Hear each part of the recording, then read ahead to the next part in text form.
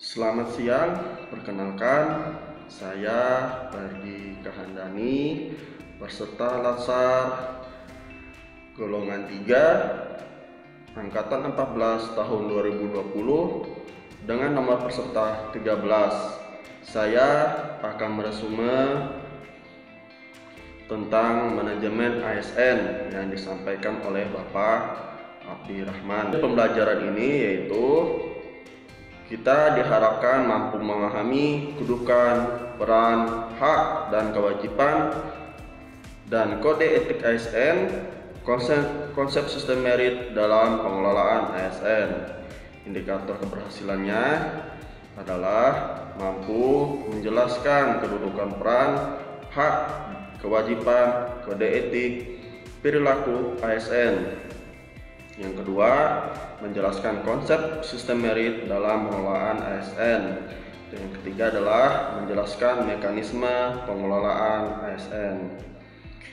Kedudukan ASN yang pertama yaitu sebagai Human Resource Management yang menganggap adalah sumber daya manusia sebagai aset negara yang harus dikelola, dihargai dan dikembangkan dengan baik. Open Career System yang mengedepankan kompetensi ASN dalam promosi dan pengisian jabatan.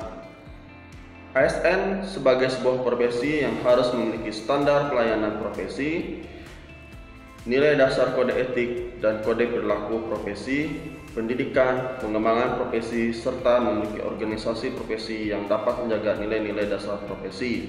Kedudukan ASN. Pegawai ASN itu terdiri atas pegawai negeri sipil dan pegawai pemerintah dan perjanjian kerja. Pegawai ASN berkedudukan sebagai aparatur negara yang menjalankan kebijakan yang ditetapkan oleh pimpinan instansi pemerintah. Kedudukan ASN berada di pusat, daerah, dan luar negeri. Fungsi ASN melaksanakan kebijakan yang dibuat oleh pejabat pembina kepegawaian sesuai dengan ketentuan peraturan perundang-undangan. Yang kedua, memberikan pelayanan publik yang profesional dan berkualitas. Yang ketiga, mempererat kesatuan negara Republik Indonesia. Apa itu manajemen ASN? Pegawai negeri sipil adalah pengelolaan pegawai negeri sipil untuk menghasilkan pegawai negeri sipil yang profesional, memiliki nilai dasar etika profesi, bebas dari intervensi politik, bersih dari praktik korupsi, kolusi, dan nepotisme. Aparatur sipil negara yang selanjutnya disebut ASN adalah profesi bagi pegawai negeri sipil dan pegawai pemerintah dengan perjanjian kerja yang bekerja pada instansi pemerintah. ASN, kompetensi teknis adalah pengetahuan dan keterampilan. Perilaku yang dapat diamati, diukur, dikembangkan sesuai dengan keterkaitan dan bidang teknis jabatan.